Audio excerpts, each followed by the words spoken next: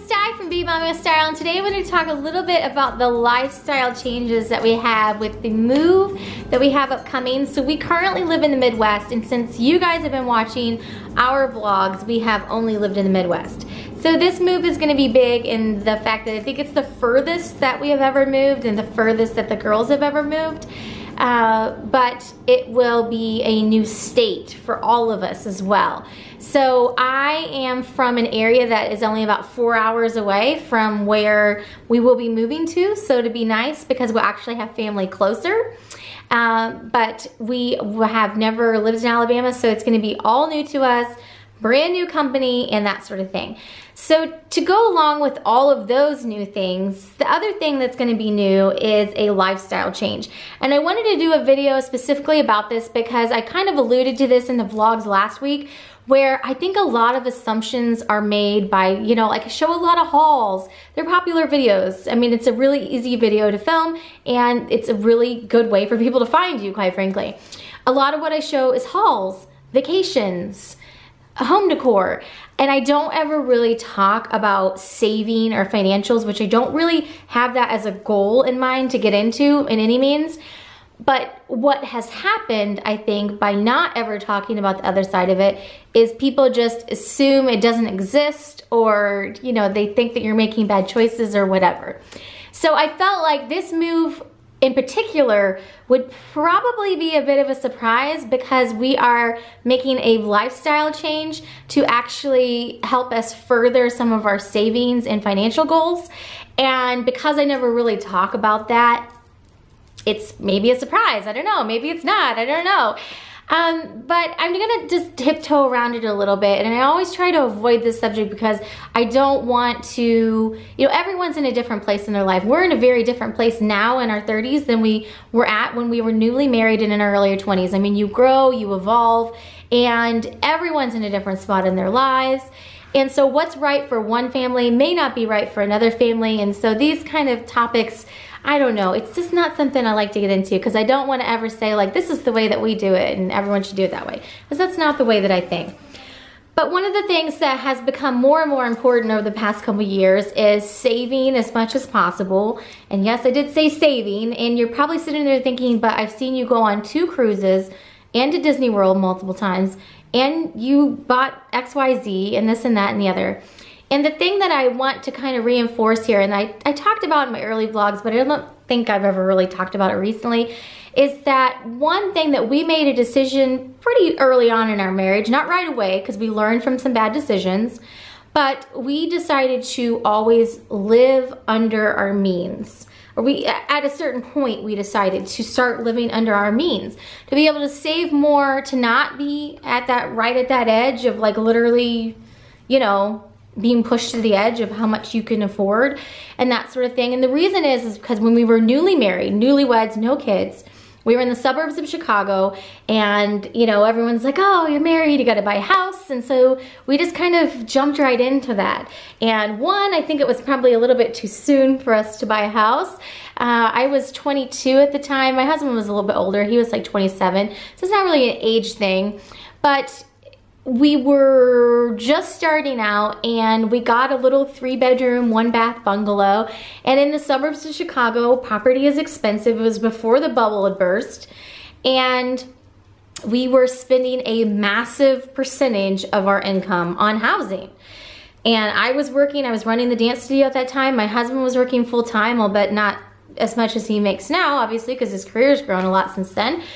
But we learned a lot of lessons from that as well. So it's not all bad. So we got into this house, and it was a huge percentage of our monthly income or yearly income. And after we sold that house and got out from underneath that house, because he took a new job, actually with the company he just stopped working for, that's when he started working for them. He took a job, and we had to move to a different area of Illinois. And so we sold that house and finally got out from underneath it after, you know, having it for sale for a couple months. And from that point on, we decided we never wanted to be that financially like just burdened. There was always just a sense of, holy crap, this is a lot of money going out the door. And it is all based on what we could afford at the time, right? Because I mean, our incomes were a lot different then than they are now. So a house that costs now would be a lot different. But anyhow, long story short, so From that point forwards, what we always did was always based our bills on only his income, even when I was working. And that turned out to work out great because obviously we moved around a lot then because of his job, and then also, you know, I had the kids and then became a stay-at-home mom. And I do make an income from YouTube, but we don't count it as a part of our like monthly income. It goes into fun stuff, vacations or whatever. The other thing that we started doing is whenever he would get like lump sum bonuses type of things, we would drop those into the savings account or drop those onto any debt we would have at the time to knock that down. So all of this combined going forwards has gotten us to a spot where now our savings goals are to pay off a mortgage in 5 to 7 years and also be saving more for the future to save a higher percentage for the future. And I'm not going to get into numbers because everyone's numbers are going to be different, but we want to save more. And we have an idea of like an ideal net worth in mind, which sounds like a shockingly high number, but when you talk about net worth, we're talking about like all the things you own outright that you may not necessarily sell, but like, you know, cars, houses, you know, in 10 years time, we want our net worth to be X. And so looking at our situation, he was really stressed out with his job here in Michigan. We had had all the stress to do with the car and stuff hitting the house. We were all just in a very stressful situation, and we decided it was time to look at our lives and make a change. And that's exactly what we did. So he did not seek this out. He actually was approached by a recruiter online, and they started really kind of going after him for the specific job. He originally was kind of looking at going into something different around here, but then this opened it up and we really kind of sat down and had some good conversations. Like, we could totally change our lifestyles. We could change our lives, basically, by doing this. And the more we talked about it, the more we thought, okay, we're gonna leap and we're gonna do it. When we first started out talking about this, so we've kind of backpedaled a little bit. When we first started talking about this move, we actually were talking about doing an estate sale, selling everything in this house, and just basically like really enormously downsizing. Since that point, we decided it might be a little bit silly to sell everything we own and then just rebuy like half of it once we got down there, especially because with relocations, the company pays to move you, so we're not outlaying that money. But what we are doing is we're going from like a 3,000 square foot house to like a 2,000 square foot house.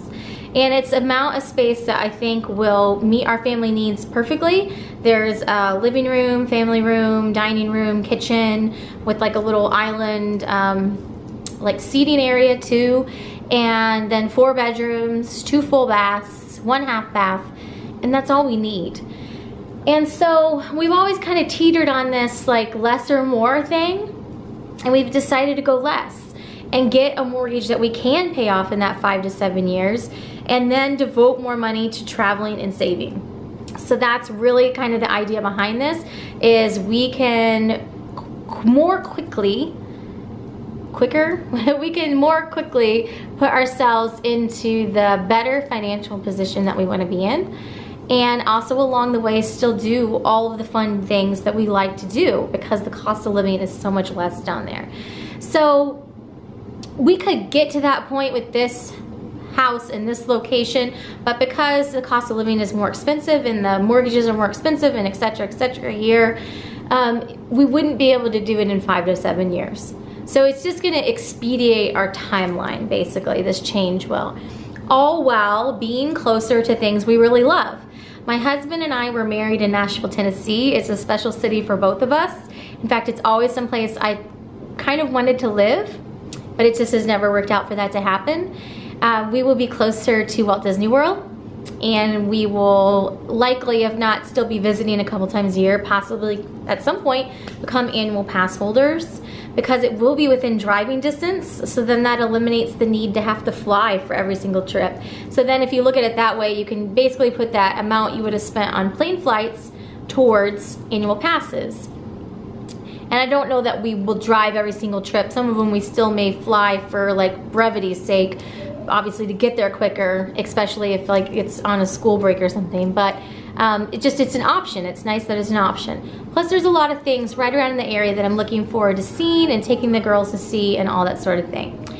So I'm excited about the lifestyle change. I think that we may be catching people off guard, and now I'm making that assumption without this having been announced yet. I'm gonna be interested to see people's comments, and if you have questions, like what they are, because right now the only question I know people have is, when are you going to Disney World next? Because everyone's asking on Instagram, on comments here on YouTube, and I'm like, I'll talk about it next week. Which, by the way, let me say it in this video too, we had a trip planned for the summer, and I have canceled that trip, and I'm very sad because I had wonderful dining reservations. I had like that brand new breakfast. I had just fantastic dining reservations, all of them. What I think that we're going to be doing now, because obviously now we're moving over the summer, is I think we're going to be going to Walt Disney World in the fall this year is what I think the new plan is. So if people want like an update video on that, I can kind of talk about that in a different video, but as of right now, if you're just looking for the answer to the question, when are you going? I think it's going to be in the fall now. It was originally supposed to be the summer, and I know it's probably maybe a little bit confusing because I talked about in past videos booking that bounce back for the summer, but that's changed. Life changes, plans change. So I don't know that, you know, a lot will change necessarily with our lifestyle. I mean, this isn't, here's the thing, it's like this is how we've lived our life even while we've driven the cars that we've driven and gone to Target and all those sorts of things. Like that part isn't necessarily going to change. And like we don't like follow Dave Ramsey or anything like that because it seems like we're kind of in a different spot as far as that stuff goes. But as far as like our own personal like savings and financial goals, I felt like, I don't know, I could probably do this move without really talking about it, but us being able to hit those goals faster was a big part of the move. So I felt like it was worth mentioning. And I kind of almost feel a little bit bad that I've given off the wrong impressions in my videos, but I'm still trying to figure out how to change that because, I mean, hauls are fun videos. Hauls are fun to watch. People like watching them.